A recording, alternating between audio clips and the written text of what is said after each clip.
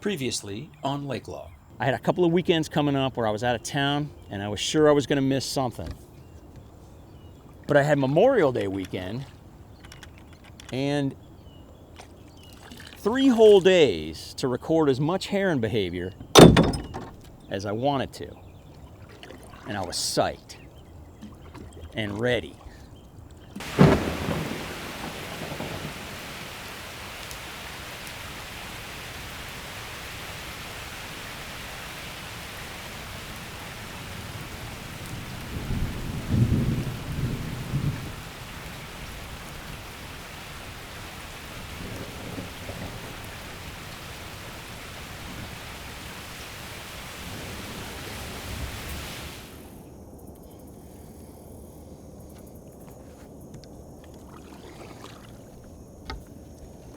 The 3-day Memorial Holiday weekend I had been waiting for literally went down the storm drains.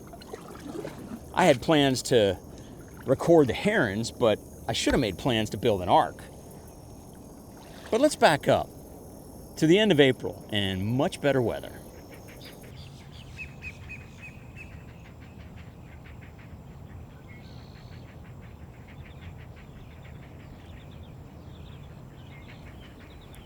The West chicks were almost as big as their parents, and the feedings were easier to predict. These feedings were also getting more physical as the chicks became stronger and more assertive.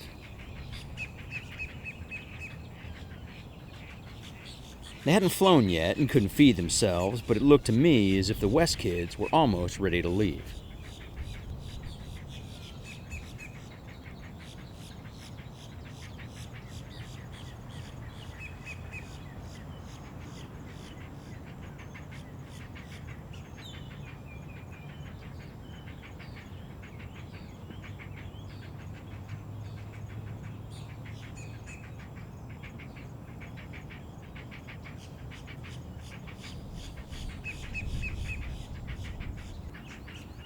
Feeding them looked like a real chore, and the parental instincts to follow through with that were strong in the West adults, but not limitless. Here, the adult regurgitates breakfast, gets the heck out of the nest, quickly cleans its beak on a branch, and then exits out the side door.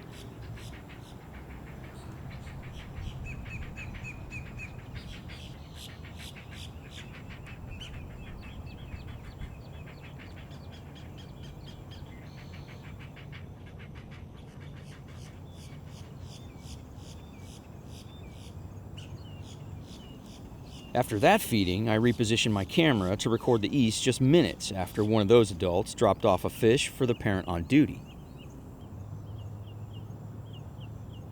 I didn't catch that, but at least I managed to capture the fish going down its neck.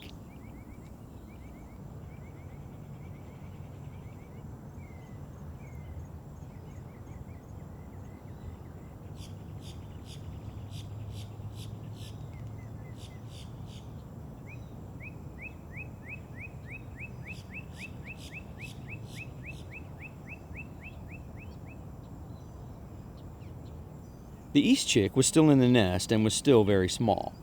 If you look carefully, you can see it moving in there. But it wouldn't be small for long. There were some really windy days in May, and the herons would just try to ride it out.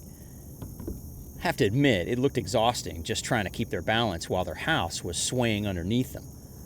I don't know how they did it.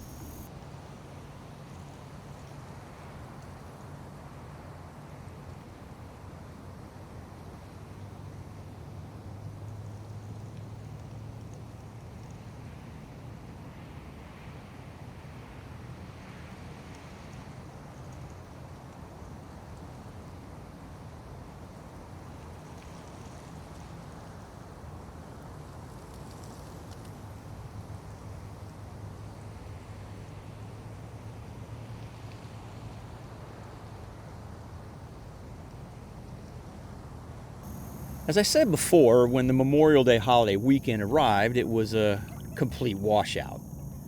But I couldn't give up. If I was going to record more of this heron world, I had to be persistent. And I got lucky.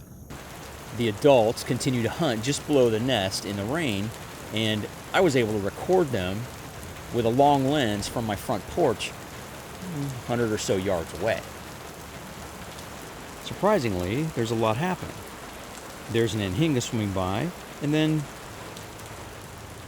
there's that.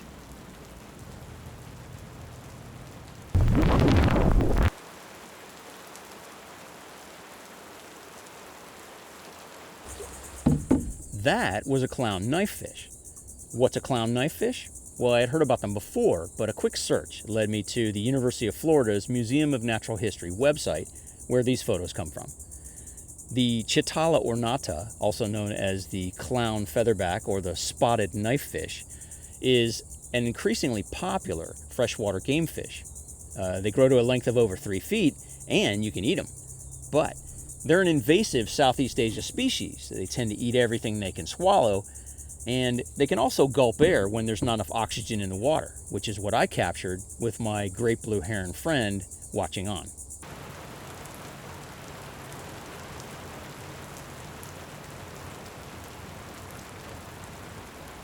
The rainy weather didn't seem to bother the herons at all.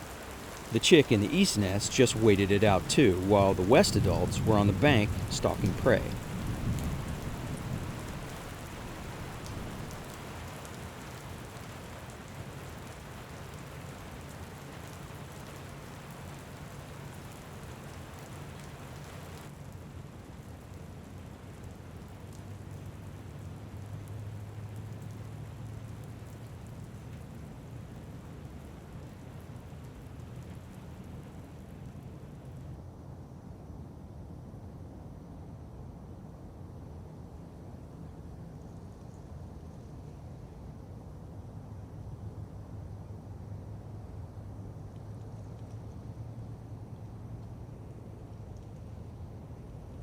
Later on, when the rain eventually stopped, I realized that I had missed their first flight out of the nest because the west chicks were standing on solid ground, waiting for a feeding.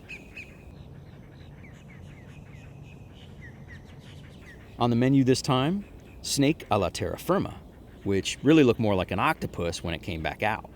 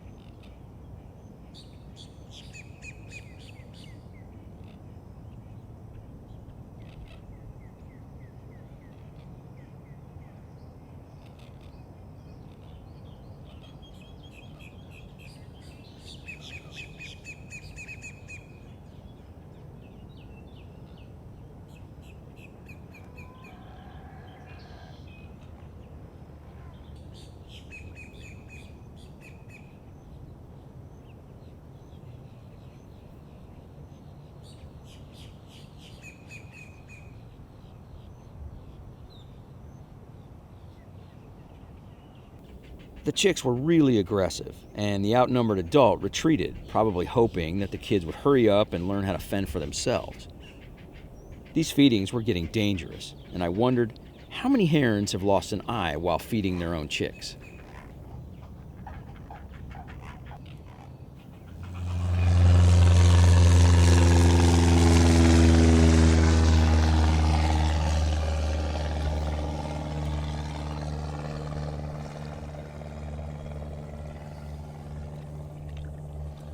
And so go the best laid plans of mice, men, and birds.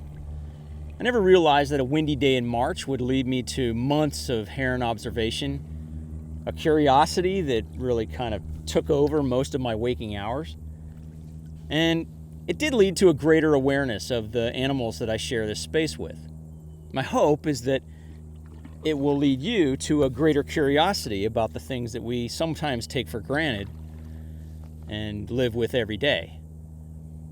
The Heron series is coming to a close. In the next episode, I'll show you what happens when a bird nest works and when a bird nest doesn't. Come back and check that out. And now I'm going home because I'm hungry and thirsty and hungry.